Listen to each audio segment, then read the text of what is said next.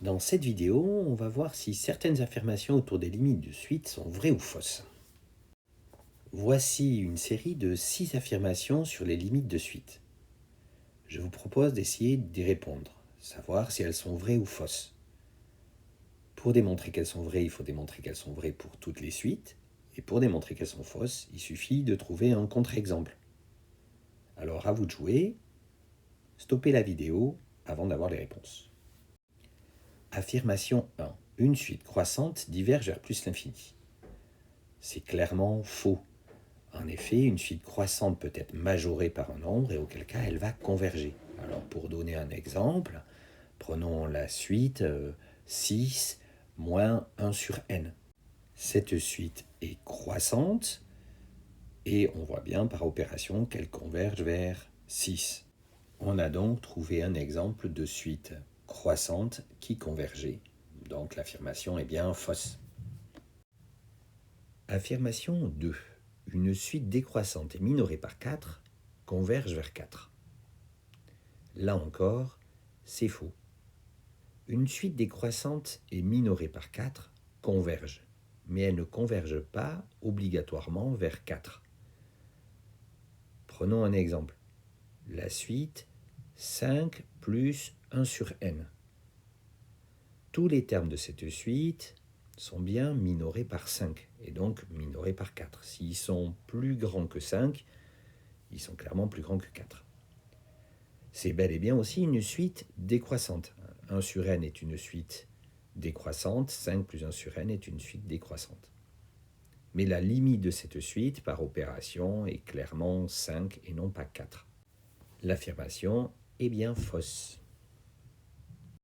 Affirmation 3. Toute suite bornée est convergente. C'est faux. Une suite bornée peut ne jamais converger. Alors, deux exemples très simples. La suite moins 1, le tout à l'exposant n, qui prend pour les termes de rang pair la valeur 1, pour les termes de rang impair la valeur moins 1. Donc, tous les termes de la suite sont compris entre moins 1 et 1, et cette suite n'est pas convergente, elle n'admet pas de limite finie. Et une autre suite, assez connue aussi, cosinus n. Cosinus n est une suite, là encore, bornée entre moins 1 et 1, mais qui ne converge pas. Voilà deux exemples pour contredire cette affirmation 3. On considère ici deux suites, les suites un et vn, telles que un est égal à moins 5 sur vn. Et on nous propose comme première affirmation, si vn converge vers 0, alors un diverge vers moins l'infini. C'est faux. En effet, la suite Vn peut converger vers 0, mais en étant tantôt positive, tantôt négative. Prenons un exemple tout simple d'une suite géométrique, Vn serait égal à moins 1,5, le tout à l'exposant n. Cette suite géométrique a une raison comprise entre moins 1 et 1, donc elle converge vers 0, mais on voit bien que les termes de rang pair sont positifs et les termes de rang impair sont négatifs. Et donc pour la suite un, les termes de rang pair vont être négatifs et les termes de rang impair vont être positifs. La suite un va être divergente mais sans limite. Pour s'en persuader, on peut exprimer un en fonction de n, ça fait moins 5 fois moins 2 à l'exposant n, donc c'est une suite géométrique aussi un, mais de raison moins 2, qui est clairement inférieure strictement à moins 1, donc on sait qu'elle diverge sans avoir de limite.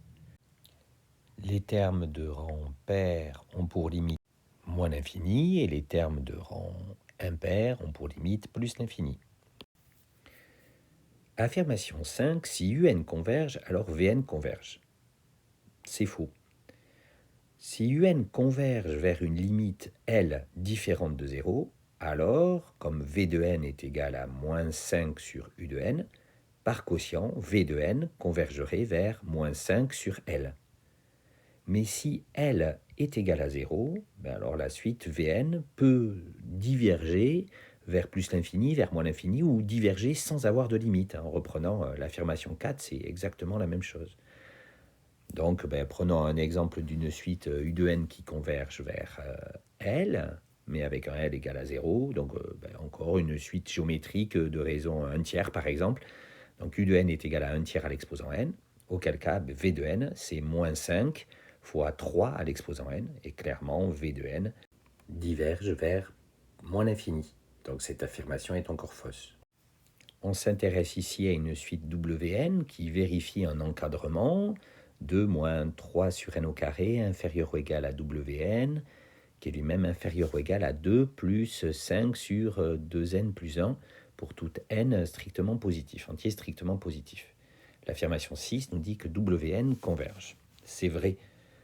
En effet, Wn est encadré par deux suites. La suite U de n, de terme général U de n est égal à 2 moins 3 sur n au carré, qui a clairement par opération une limite égale à 2.